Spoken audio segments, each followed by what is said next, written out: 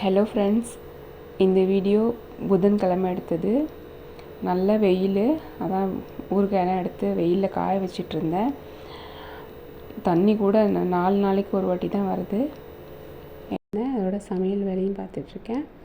இன்றைக்கி எங்கள் வீட்டில் என்ன சமையல்னு பார்க்கலாமா? 3 பருப்பு சேர்த்து தால் ஃப்ரை பண்ண போகிறேன்.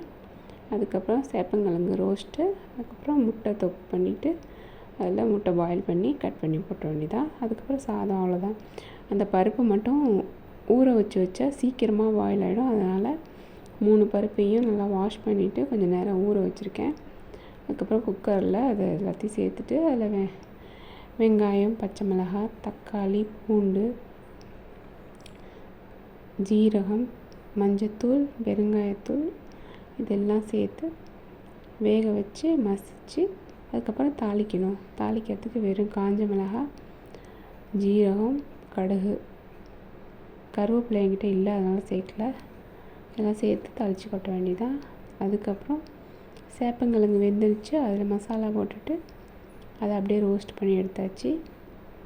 அதை அப்படியே போட்டோம்னா அதை அப்படியே பரட்டி விட்டுகிட்டே இருக்கணும். அது ரோஸ்ட் ஆகும்.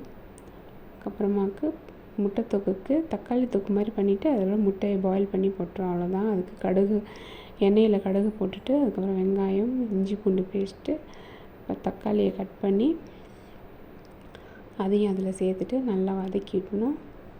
அது நல்லா வதங்கி வரும்போது மிளகாய்த்தூள், மஞ்சத்தூள், உப்பு இது 3 மட்டும் தான் சேர்க்குறோம். சேர்த்து நல்லா வதங்கினதுக்கு அப்புறமாக்கு அதில் கொஞ்சோண்டு தண்ணி சேர்த்து மூடி வச்சு அது நல்லா கொஞ்சம் வெந்து வரவும் அதில் எண்ணெய் பிரிய ஆரம்பிக்கும் போது அந்த பாயில் பண்ண முட்டையை கட் பண்ணிவிட்டு அதில் சேர்த்துட வேண்டியதான். இவ்வளோதான்.